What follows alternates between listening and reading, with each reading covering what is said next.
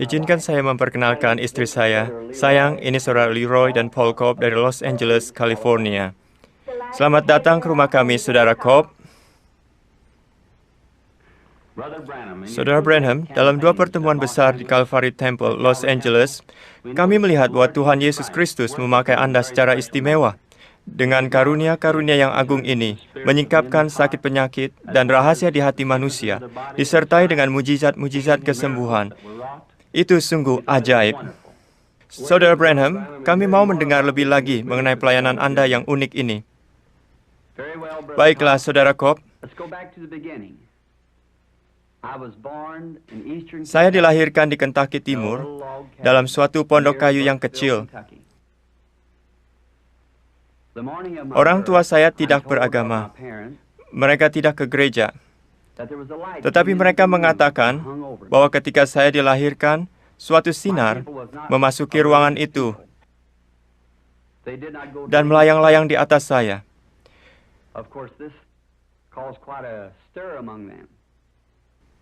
Sinar itu telah mengikuti saya sepanjang hidup saya. Baru-baru ini, mereka mengambil foto sinar itu dalam dunia ilmiah ini, seperti yang terlihat di sini. Mungkin Anda telah melihat gambar itu. Ini adalah satu-satunya makhluk supraalamiah yang pernah difoto secara ilmiah. Menurut pendapat saya, ini adalah malaikat Tuhan yang sama, yang menyertai umat Israel dari Mesir.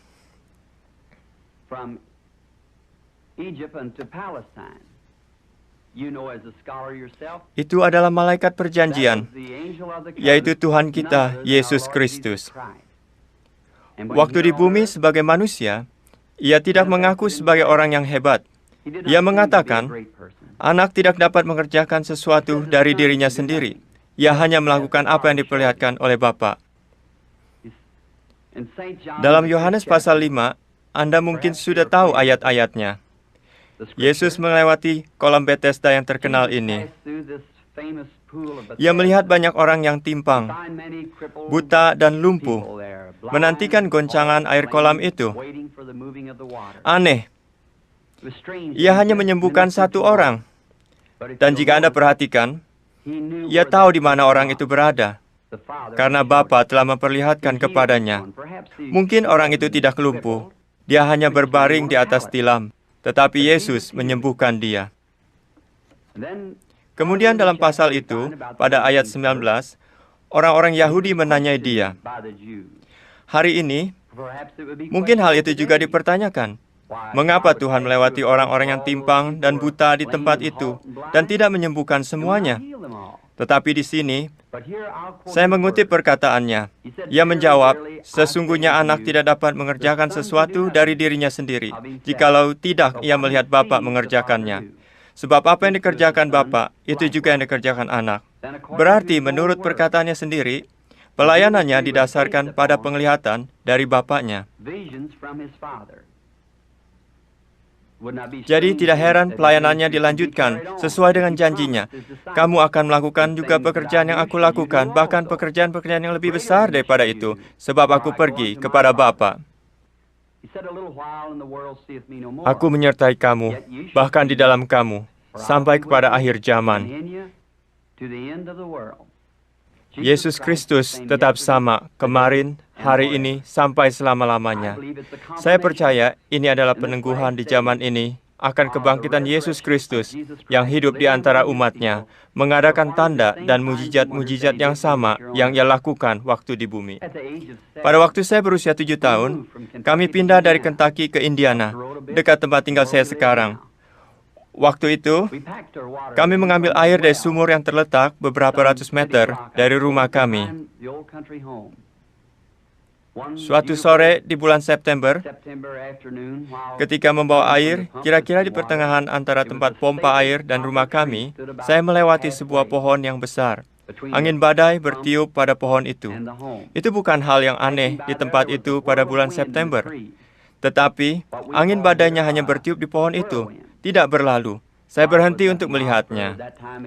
Dan suatu suara dari dalamnya mengatakan, Jangan merokok, jangan minum minuman keras, atau mencemarkan tubuhmu dengan cara apapun, karena akan ada tugas untuk kau lakukan waktu engkau sudah dewasa. Dalam ketakutan, saya berlari pulang dan memberitahu ibu saya bahwa ada seorang laki-laki berbicara kepada saya dari sebuah pohon. Ia pikir saya hanya gelisah, lalu ia membawa saya tidur.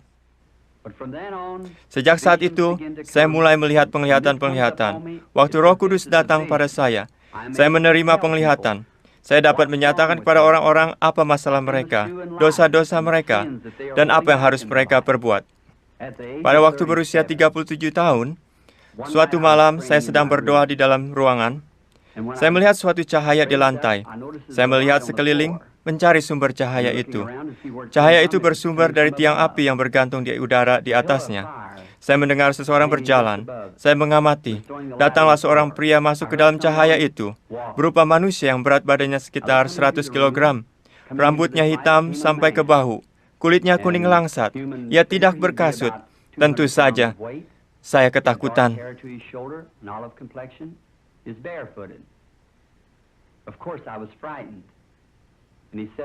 Ia berkata, "Jangan takut."